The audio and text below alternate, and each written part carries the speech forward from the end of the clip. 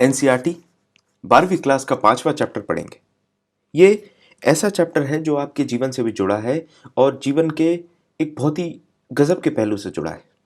आपके जीवन से भी जुड़ा हुआ है, तो वो इस तरीके से जुड़ा हुआ है कि यहाँ पर बात करी जाएगी कि ट्रैवलर्स ने किस तरीके से भारत को देखा, मिडिवल इंडिया को ट्रैवलर्स ने किस नज़रिए से देखा। यहाँ पर टाइम स्केल भी बहुत क्लियरली दिया है। हम 10th से 17th मतलब लगभग 700 साल की बात हम यहाँ पर करने वाले हैं, और इस तरीके का टाइम स्केल हम पहले ही चैप्टर से चर्चा करते जा रहे हैं इन सारी चीज़ों की। देखिए, जीवन में कोई भी चीज़ सीखने का या फिर आप देखें एक बढ़िया एक्सपीरियंस या फिर विजडम जनरेट करने का दो तरीका होता है। एक तरीका है यू आर ट्रैवलिंग अलॉट, और दूसरा तरीका है यू आर रीडिंग अलॉट। एक कोट है, you don't mess with the person who has read a lot और who has travelled a lot because these guys have seen a lot of things. यहाँ पर हम ओवरव्यू में चर्चा करें कि इस चैप्टर में हमें क्या क्या सीखने मिलेगा, तो हमें ट्रैवलर्स के बारे में पता चलेगा।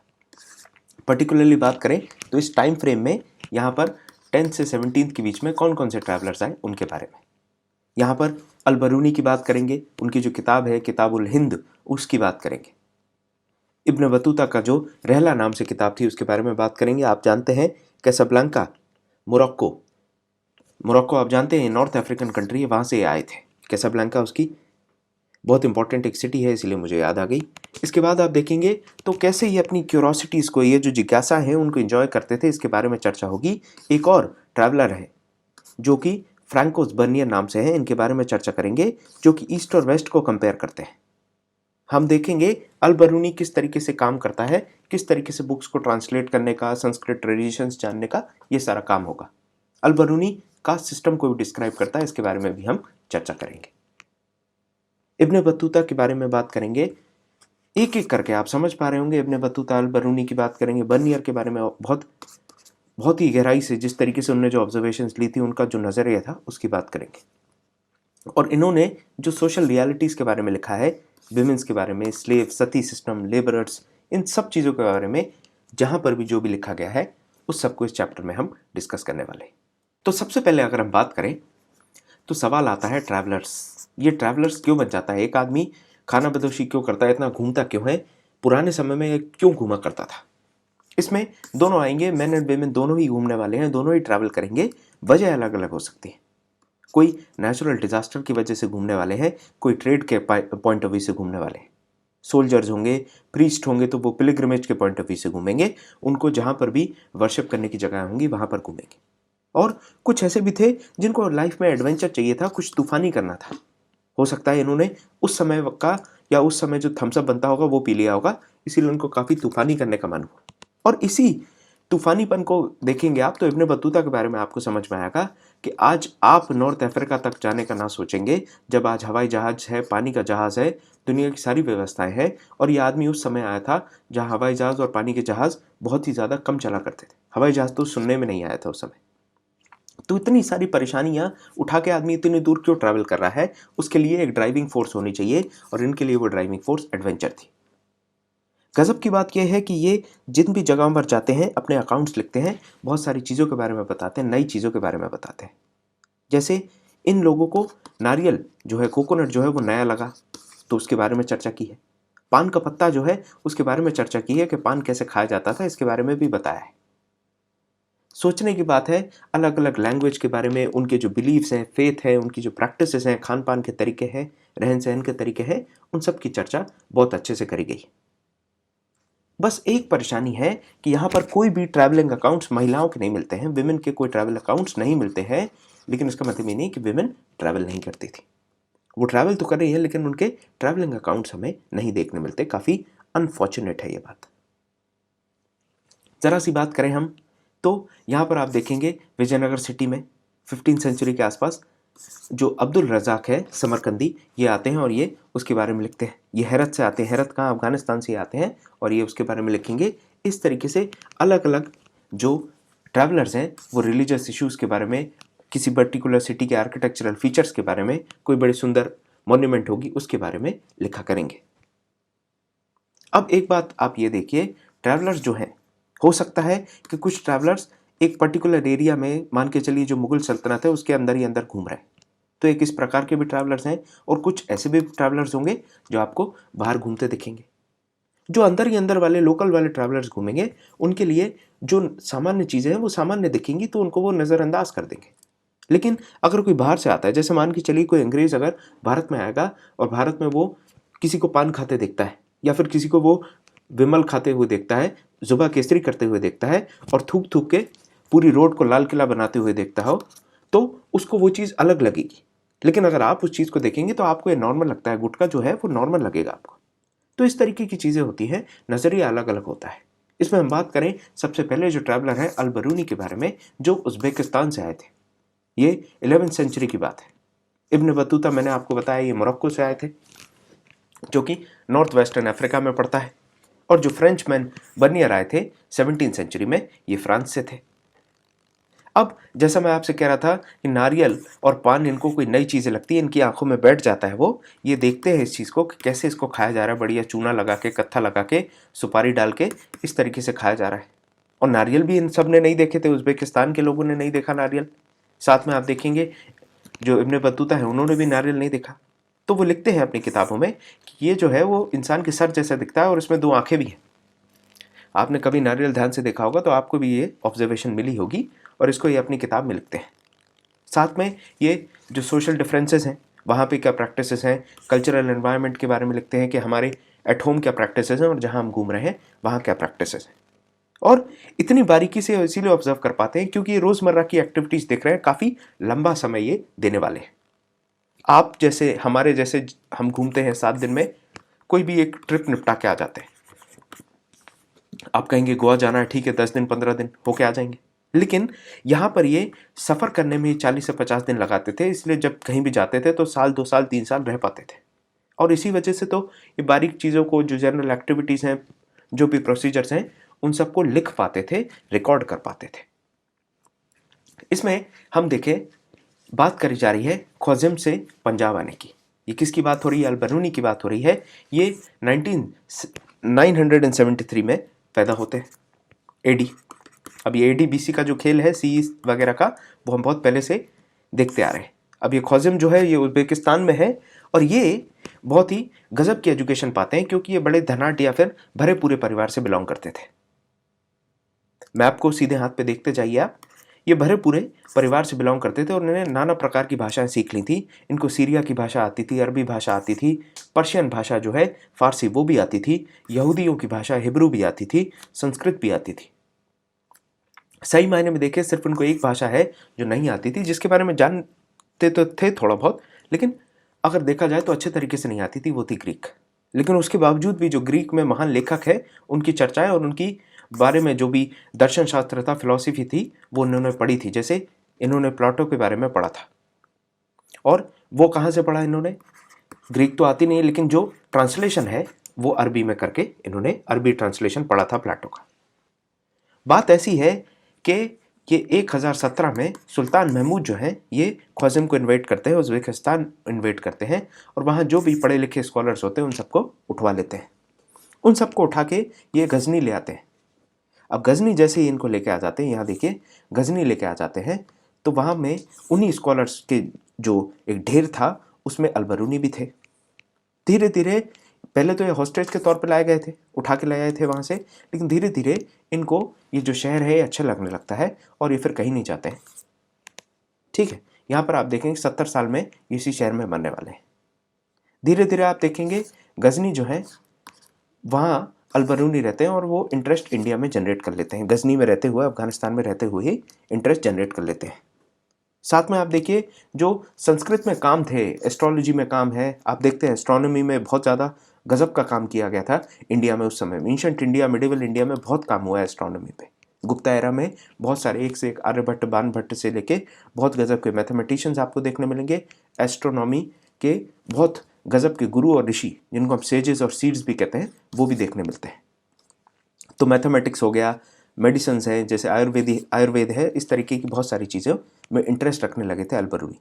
तो संस्कृत के जो काम होते थे उनको ट्रांसलेट करते थे अरबिक में, इस तरीके का काम चल रहे थे। और ये ट्रांसलेशन जो है संस्कृत से अरबी ये होने लगे थे क्योंकि जो 2 कल्चर्स हैं वो मिल रहे थे।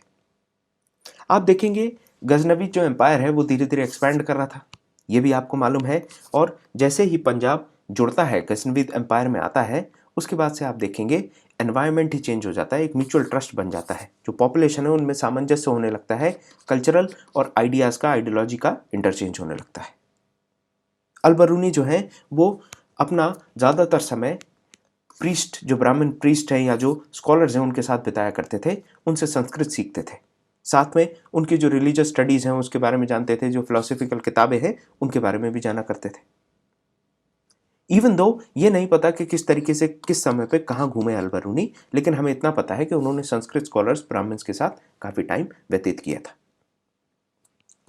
एक बात और देखिए आप, जो ये ट्रैवल लिटरेचर है, आप जब कहीं घूमने जा रहे हैं तो आज के समय में आपने देखा होगा यूट्यूब पे बहुत सारे व्लॉग्स होते हैं, वीडियो व्लॉग्स होते हैं, या फिर आपने देखा होगा लिखा भी जाता है, टाइप करके भी लोग डाल देते हैं कोरा वगैरह पे कि यहाँ जाएँ तो ये फला होटल अच्छी है, ये रेस्टोरेंट बहुत अच्छा है, यहाँ से आपको बस मिल जाएगी, ये इस तरीके की चीज़ें आपको मिल जाती हैं। वैसे ही ट्रैवल लिटरेचर जो है वो बहुत ज़्यादा एक्सेप्टेड था, जो अरबियन लिटरेचर है उसमें एक इम्पॉर्टेंट पार्ट था। आप देखिए अरबी में बहुत सारा ऐसा ट्रैवल लिटरेचर लिखा जाता था। आपको अल-बरूनी की सीधे हाथ पे किताब दिख रही है, ये फार्मेसी और मटेरिया मेडिका, जो भी मेडिसिन के बारे में यहाँ पर लिखा गया है। अब ये जो लिटरेचर है इसका सीमा क्या था, इसका दायरा क्या था, आप देखेंगे इसमें सहारा का जो डेजर्ट है उस तक की बात करेगी, जो साहिल एरिया है आपने देखा होगा मैप में, उसकी बात करी जाती है। साथ में वेस्ट में रिवर वोल्गा, वेस्ट में ये पहुंचेंगे सहारा डेजर्ट तक, और नॉर्थ में रिवर वोल्गा तक, जो रशिया में रिवर वोल्गा है उस तक का पूरा जो सफ़र है, और सफ़र में जो भी चीज़ें होती हैं, इंपॉर्टेंट पड़ाव हैं, उन सब के बारे में चर्चा करी गई थी अरबी में, ये लिटरेचर में आपको मिलता है। और एक और बात ये भी है कि बहुत कम लोग ऐसे होंगे भारत में जिनने अल-बरूनी के बारे में पढ़ा होगा 1500 एडी के पहले तक, लेकिन अगर देखें तो भारत के बाहर अल-बरूनी को बहुत लोगों ने पढ़ा था। जो भी ट्रैवलर्स थे उस समय वो ट्रैवलर्स के लिए गाइड के तौर पे काम करती थी। जैसे आज के समय में, आज तो नहीं कहूँगा मैं, 1995 के पहले लोग क्या करते थे, अगर आपको किसी शहर में घूमने जाना है तो आप पहले उसकी एक किताब खरीद लेते थे। उस किताब में ज़रूरी जगहें, ज़रूरी सुविधाएं, इंपॉर्टेंट नंबर्स, इस तरीके की सारी चीज़ें होती थी। और आज यही चीज़ें आपको गूगल से प्राप्त हो जाती हैं, गूगल मैप से प्राप्त हो जाती है, लेकिन इसके पहले का तरीका अलग था। और मैं बात कर रहा हूँ आपसे 1500 एडी के पहले का, तो तब तो कोई भी किताब, किसी भी लिटरेचर को आप देख लें जो उस पर्टिकुलर एरिया के बारे में नॉलेज देती है, वो बहुत इंपॉर्टेंट हो जाती है, लाइफ सेविंग हो जाती है। और अल-बरूनी ने ये जो किताब लिखी थी, किताब उल हिंद, वो इनमें से एक है। अल-बरूनी बात करते हैं, जो अलग अलग भाषाओं में ये ट्रांसलेशंस करते हैं, ये क्या करते थे, कंपैरेटिव एनालिसिस करके ट्रांसलेट कर देते थे। जैसे कि पतंजलि का जो वर्क है उसको भी ट्रांसलेट करा इन्हें अरबी में। बहुत सारे जो ब्राह्मण फ्रेंड्स हैं या फिर जो ब्राह्मण लोग थे जिनके साथ अच्छी खासी इनकी पहचान हो गई थी, उनकी मदद से जो यूक्लिड का काम है मैथमेटिक्स का, उसको संस्कृत में ट्रांसलेट करने में भी मदद की इन्हें। तो कहीं ना कहीं आप देखिए एक कंपैरेटिव एनालिसिस करके अच्छा खासा बॉन्ड भी डेवलप कर लिया था इन्हें, संस्कृत ग्रीक का अंडरस्टैंडिंग बना ली, ग्रीक के जो शब्द हैं उनको संस्कृत में तब्दील करने का, तर्जुमा बनाने का भी इनके अंदर एक आर्ट आ गया था, एक टैलेंट डेवलप कर लिया था विद टाइम। अब हम बात कर रहे हैं अल-बरूनी की। ये जो अरबी में लिखते हैं ये बहुत सामान्य अरबी में लिखेंगे, बहुत सिंपल और ल्यूसिड लैंग्वेज में लिखेंगे। इसके बाद भी आप समझते हैं कि आप इतना सफ़र करेंगे, आप इतनी रोज़मर्रा के जीवन के बारे में इतनी बारीकी से लिखेंगे, तो जो किताबें हैं वो बहुत ज़्यादा होंगी। और इससे ये समझ में आता है कि इनका जो किताब है उसमें 80 चैप्टर है। अब 80 चैप्टर हैं तो चैप्टर्स कैसे बांटे गए हैं इसके बारे में देखिए। तो ये धर्म की बात करेंगे, फिलॉसफी की बात करेंगे, जो तीज त्यौहार है उनकी बात करेंगे, एस्ट्रोनॉमी की बात करते हैं, एल्केमी की बात करते हैं। एल्केमी क्या होता है, द आर्ट या फिर the chemistry which is dealing with converting any metal into gold, जिसमें पर्टिकुलरली लेड आता है, लेकिन आप इतना समझ लीजिए एल्केमी ये हो गई। फिर उसके बाद जो तौर तरीके हैं खान पान के, सामान्य जीवन कैसा है, कपड़े कैसे पहनते हैं, वेट्स एंड मेजर्स के बारे में, आइकोनोग्राफी के बारे में, लॉस के बारे में, और मेट्रोलॉजी के बारे में। इस तरीके से हर जो वॉक ऑफ लाइफ होता है, हर सब्जेक्ट के ऊपर डिस्कशन किया था। अल-बरूनी का लेकिन जो लिखने का तरीका था वो थोड़ा हटके था। ये लिखावट में अपनी जो भी चैप्टर शुरू करेंगे वो एक सवाल से शुरू करते थे। उसके बाद ये उस चीज़ को डिस्क्राइब करेंगे, संस्कृत ट्रेडिशंस के हिसाब से उसको डिस्क्राइब करेंगे, और उसके बाद जब वो कंक्लूड करने पे आएंगे तो कंक्लूड करते थे वो अपने कल्चर के साथ उसको कंपेयर करके। आज के समय भी आप देखें तो बहुत से ऐसे स्कॉलर्स हैं जो इस चीज़ को आर्ग्यू करते हैं कि किस तरीके से इन्होंने एक ज्योमेट्रिकल स्ट्रक्चर को अपनाया, और इसमें जो प्रिसिशन और प्रेडिक्टेबिलिटी थी वो भी अच्छी खासी थी, और ये कहीं ना कहीं दिखाती है कि अल बरूनी मैथमेटिकल ओरिएंटेशन रखते थे, क्योंकि इनका जो अप्रोच था राइटिंग का वो इस तरीके का था। जैसे मैथ्स में आपने देखा होगा, पहले आप देखते हैं तो क्वेश्चन दिया जाएगा आपको, और उस क्वेश्चन को आप सॉल्व करोगे, और फिर आप LHS इक्वल्स टू RHS तरीके का कंपैरिजन करते हो, और वो मैथमेटिकल अप्रोच, ज्योमेट्रिकल अप्रोच इनका रहा है। इसीलिए इनको कहा जाता है कि कहीं ना कहीं शायद इनका गणित की तरफ रुझान या फिर इंक्लिनेशन, झुकाव रहा होगा। अल बरूनी जो कि अरबी में लिखते थे, इनकी जो भी किताबें थी वो जनरली जो फ्रंटियर सब कॉन्टिनेंट के इलाकों में रहते हैं उनके लिए काफ़ी उपयोगी हो, इस हिसाब से लिखा करते थे। ये बहुत सारे जो काम हैं, चाहे संस्कृत, पाली, प्राकृत या दूसरी भाषाओं के हैं, उनका किस तरीके से जो अरबी में ट्रांसलेशन एडेप्टेशन है उसके बारे में भी जाना करते थे। लेकिन सही मायने में ये काफ़ी क्रिटिकल थे लोगों के लिखने के तरीके पे, क्योंकि ये सोचते थे कि ये जो लिखने का तरीका है इसको और ज़्यादा क्लियर बनाया जा सकता है, बहुत ही ज़्यादा ल्यूसिड, क्लियर बनाया जा सकता है, इसकी क्वालिटी को इम्प्रूव करा जा सकता है और लोगों को आसान तरीके से समझ में आए, इस तरीके से ये सोच रखते थे। अब इससे ये बात तो मैं बहुत पहले बता चुका हूँ, ये टर्म जो हिंदू है वो कैसे ड्राइव होता है, और ये जो ड्राइव करने का जो फंडा है वो कैसा है कि इंडस नदी के इस तरफ जो लोग हैं उनको हिंदू कहते हैं। तो अगर देखा जाए तो इस तरफ के जो लोग हैं इंडस नदी के, उनको हिंदू कहेंगे, अरबी में अल हिंद कहेंगे, हिंदी अल हिंद, और उसी एरिया को जो जोग्राफिकल एरिया है उसको हिंदुस्तान कह देंगे, और जो भाषा हिंदुस्तान में चलेगी उसको हिंदवी कह दिया जाता है। तो सही मायने में अगर देखा जाए तो ये जो हिंदू है ये कभी शुरुआती दौर में किसी धर्म से संबंध नहीं रखता था, ये एक जोग्राफिकल टर्म था जो कि यूज़ करा जाता था पर्शियंस और अरब्स के द्वारा। इसके बारे में आप याद रखेंगे, आपको फायदा होगा। ये इलस्ट्रेशन देखिए, इलस्ट्रेशन जो है ये 13वीं सेंचुरी का है, एक अरबी मैन्युस्क्रिप्ट है, उसमें ये आपको इलस्ट्रेशन देखने मिलेगा। यहाँ पर जो एथेंस के स्टेट्समैन हैं और पोएट सोलोन नाम के यहाँ पर ये देखिए सोलोन है जो ये दिखाया जा रहा है, जो कि 6th सेंचुरी में रहते थे, एग्जिस्ट करते थे, और ये अपने जो स्टूडेंट्स हैं, शागिर्द हैं, तालिब हैं, उनको ये सिखा रहे हैं, पढ़ा रहे हैं। तो ये इलस्ट्रेशन आप देखिए, ये इलस्ट्रेशंस वगैरह देखने से उस टाइम के कल्चर और जो प्रैक्टिस है उनके बारे में अच्छा खासा आइडिया मिल जाता है। अब शुरू करें इब्न बतूता की कहानी। गाना आपने सुना है, अपने मन में गुनगुना ले उसको, और इब्न बतूता की कहानी शुरू करते हैं। ये किताब लिखते हैं जिसका नाम है रहला। ये अरबी में लिखी जाती है, और इसमें बहुत ही बारीक, बहुत ही गजब की और बहुत ही इंटरेस्टिंग इंफॉर्मेशन आपको मिलने वाली है सोशल और कल्चरल लाइफ के बारे में। ये पूरे सब कॉन्टिनेंट की पूरी चर्चा करते हैं। 14th सेंचुरी में ये किताब तैयार होती है। ये टेंगीर या टेंजीर आप उसको प्रोनाउंस कर सकते हैं, यहाँ पैदा होते हैं। इनका जो परिवार था काफ़ी धनाढ्य था, काफ़ी धनवान, काफ़ी ज़्यादा इज्जतदार, रसूखदार था, और इनकी फैमिली में आप देखेंगे तो एक्सपर्टीज़ थी इनको इस्लामिक रिलीजियस लॉज में, शरिया में। अब जब शरिया में इनकी अच्छी खासी पकड़ है, इसी वजह से इनको आगे देखिए क्या फ़ायदा मिलता है। आप देखेंगे अच्छी खासी ये पढ़ी लिखी फैमिली में पैदा होंगे तो इनको ट्रेडिशंस का काफ़ी आइडिया है, शरिया का आइडिया है, और बहुत ज़्यादा वेल एजुकेटेड रहते हैं। लिटरेरी नॉलेज को ये बहुत अच्छी तरीके से अचीव करेंगे। जैसे मैंने अभी बताया था आपको अल बरूनी के बारे में, उस तरीके से ये भी काफ़ी स्कॉलरली थे। इन्होंने अपनी एजुकेशन बहुत कम उम्र में पूरी कर ली थी, अच्छी खासी पकड़ बना ली थी जितने भी इनके सब्जेक्ट थे उसमें। साथ में ये ऐसा समझते थे कि ट्रैवल करने से काफ़ी ज़्यादा नॉलेज गेन हो सकती है। नॉलेज गेन करने का तरीका ये है कि आप ट्रैवल करें, और इसके साथ में जैसे मैंने आपको बताया था कि पढ़ा लिखा आदमी, वेल रेड पर्सन या फिर वेल ट्रैवल्ड, तो ये प्रेफर करते थे ट्रैवलिंग करना। इनको काफ़ी ज़्यादा मोहब्बत थी, पसंद था ट्रैवल करना, और इसी वजह से बहुत दूर दूर तक एक्सप्लोर करना चाहते थे पूरी दुनिया को। भारत आने से पहले भी अगर आप देखेंगे 1332-33 की बात है जब ये भारत के लिए निकलते हैं, उसके पहले ये Syria, Iraq, Persia, Yemen, Oman और आसपास के जो अफ्रीका के, ईस्टर्न अफ्रीका के इलाके हैं, इनको घूम चुके थे, और उसके बाद ये आते हैं भारत। रहला जो एक किताब लिखी है उसमें से एक छोटा सा हिस्सा है जिसमें ये बताते हैं कि जब डिपार्चर करते हैं तो उस समय क्या हालात थे, किस तरीके से पूरी बारीकी से बताते हैं कि गुरुवार का दिन था, और जहाँ मेरी बर्थ प्लेस है, जन्मभूमि है, वहाँ से मैं छोड़ के जा रहा हूँ, अकेला जा रहा हूँ मैं, सबको छोड़ के, ना मेरे साथ कोई घोड़ा गाड़ी है, ना कोई कैरावैन है, इस तरीके की सारी बातें वो बता रहे हैं। और ये जो भी हैं और औरत मर्द, उन सबको जो भी अपने नियर एंड डियर वंस हैं उन सबको छोड़ के जा रहे हैं, जैसे एक चिड़िया अपने घोंसले को छोड़ के जाती है, इस तरीके की बात करते हैं। और फिर वापस आते हैं 30 साल बाद। ये चीज़ रहला किताब जो है उनकी उसमें लिखा है। ये इब्न बतूता सिंध पहुंचते हैं 1333 में। मेनलैंड पर ट्रैवल करते करते ये पहुंच जाते हैं सिंध। सिंध जब ये पहुंचते हैं 1333 में, तब राज किसका था? मोहम्मद बिन तुगलक का। यहां से सवाल बन सकते हैं, इसलिए ये इंपॉर्टेंट पोर्शन है। मोहम्मद बिन तुगलक कौन है? ये सुल्तान है दिल्ली के।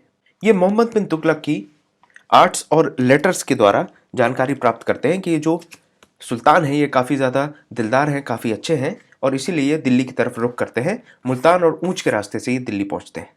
दिल्ली पहुंचते हैं तो इनके बारे में जब पता चलता है मोहम्मद बिन तुगलक को कि ये बहुत ही ज़्यादा लर्नेड और पढ़े लिखे हैं, शरिया कानून में अच्छी खासी पकड़ रखते हैं, इसीलिए उनको काजी बना दिया जाता है, जज ऑफ दिल्ली बना दिया जाता है।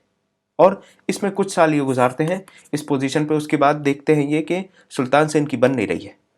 जब सुल्तान से इनकी नहीं बन रही होती तो किसी भी छोटे मोटे चार्ज पे इनको जेल में डाल दिया जाता है। बाद में जब वो मिसअंडरस्टैंडिंग क्लियर होती है तो फिर सुल्तान फिर से पैचअप कर लेते हैं और फिर इनको अपना एम्बेसडर बना के चाइना भेजते हैं।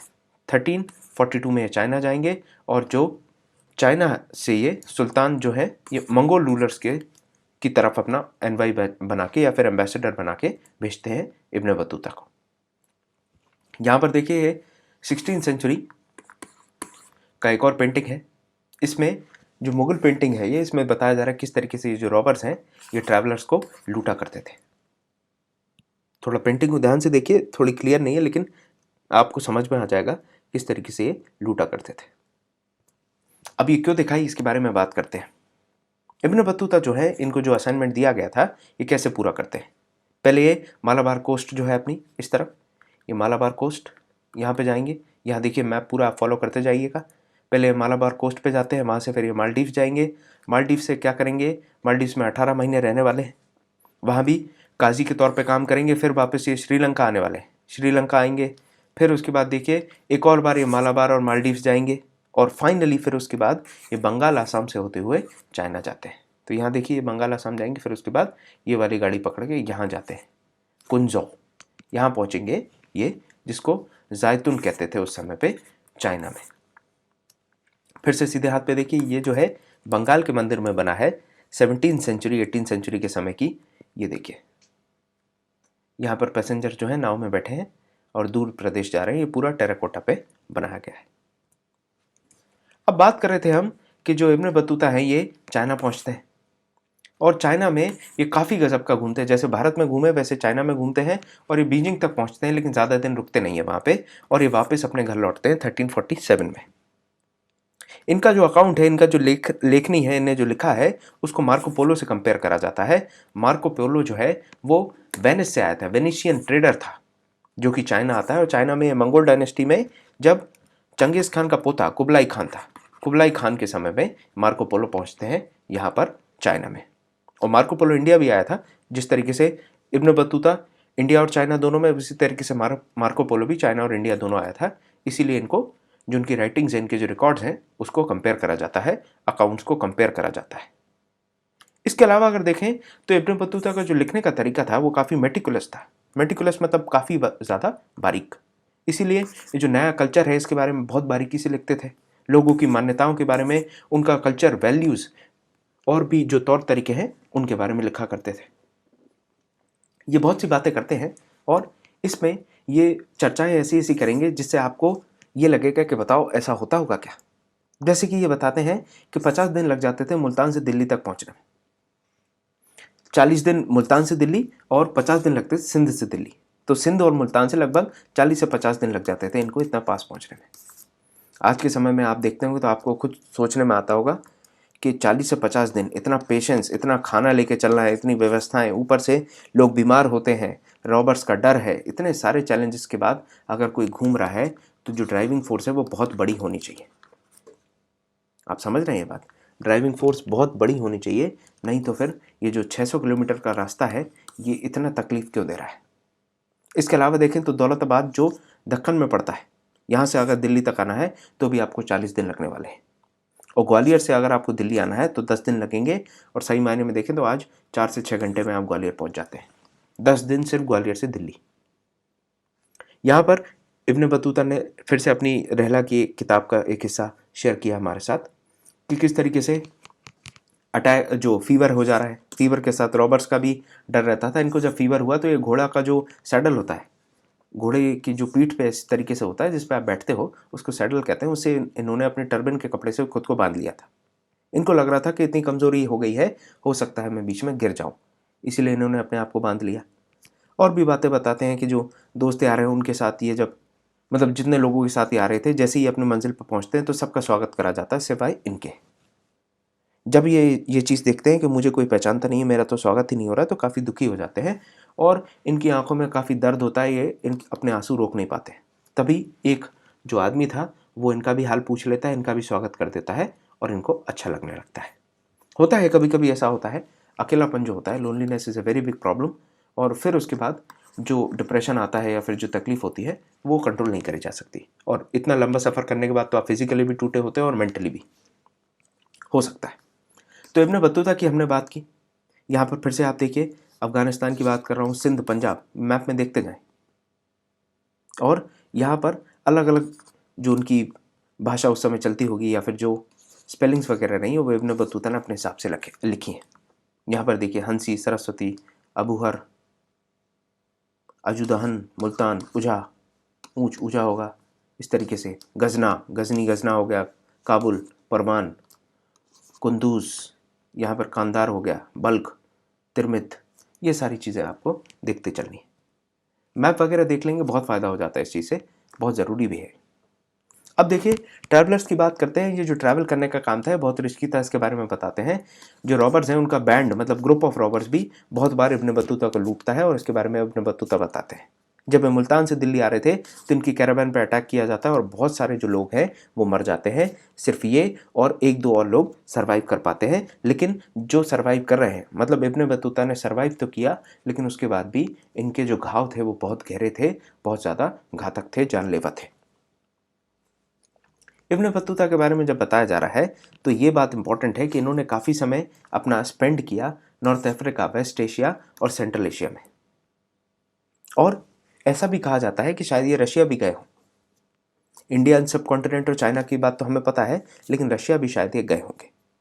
और जब ये वापस अपने घर लौटते हैं, मोरक्को वापस लौटते हैं, तो देखिए ये पूरा उनका जो, ये पूरा इनका मैप है, ये रास्ता जो उन्होंने इख्तियार किया था, जो फॉलो किया था। तो यहाँ पर बात करी जा रही है कि जैसे ये वापस जाते हैं तो इब्न जुरे जो वहाँ के रूलर थे वो कहते हैं इब्न बतूता से कि ये आदमी जितनी भी बात कहे उसको लिखना है, एक एक बात को बढ़िया तरीके से लिखो। हर चीज़ जो इब्न बतूता की लाइफ में हुई है या जो स्टोरीज़, जो अकाउंट्स है वो बताने लायक हों, सिटीज़ के बारे में या फिर जगहों के बारे में, रूलर्स के बारे में, उनके रिलीजन, कल्चर, जो भी इन्फॉर्मेशन उस सबको बहुत अच्छे तरीके से लिखा जाए। और यही चीज़ें करते हैं, बहुत ही अच्छे तरीके से अपनी किताब में ये चीज़ें लिखते हैं, जो कि पढ़ने वालों को काफ़ी इंटरेस्टिंग लगती है। आप देखिए 1400 से 1800 के बीच में जो विजिटर्स हैं इंडिया में वो ट्रैवल लॉग लिखते हैं पर्शियन में। उसी समय पे आप देखें जो विजिटर्स हैं सेंट्रल एशिया, ईरान और ओटोमन एम्पायर में, ये भी अपने अपने एक्सपीरियंसेस लिखते हैं। और ये सब कैसे हो पा रहा है? ये अल-बरूनी या फिर इब्न बतूता के जो पद चिन्ह हैं या फिर जो रास्ता उन्होंने दिखाया है, जो फुट स्टेप्स है, उन्हीं को फॉलो करते हैं और उस हिसाब से ये सब राइटिंग होती है, जिसमें से बेस्ट अमंग्स देम है अब्दुल रज़ाक समरकंदी, जो 1440 के आसपास साउथ इंडिया पहुंचते हैं और ये अपनी जो भी चीज़ें ऑब्जर्व करते हैं उन सबको लिखते हैं। तो इस तरीके से लिखने का जो सिलसिला है वो चालू होता है अल-बरूनी और इब्न बतूता के बाद से। फिर से ये पोस्टर देखिए, ये पिक्चर देखिए, इसमें आपको समझ में आएगा कि देखिए क्या होता था। सारे जो मर्चेंट्स हैं ना, वो जब ट्रैवल करते थे तो ग्रुप में ट्रैवल करते थे, और जब वो आराम वगैरह करेंगे, कहीं पर रुकेंगे, अपना बैठक बनाएंगे, तो एक फायर प्लेस में आग जलाई उन्होंने और आग जला के उसके चारों तरफ बैठ जाते थे, ताकि कोई चौकीदारी भी करता रहे उनका जो सामान है और बिलोंगिंग्स है उसका, और साथ में ये एक ग्रुप में रहेंगे तो रिस्क ऑफ रॉबरी वगैरह कम रहेगी, डिफेंस मैकेनिज्म पॉपुलर जो अच्छा हो जाएगा, दुरुस्त हो जाएगा।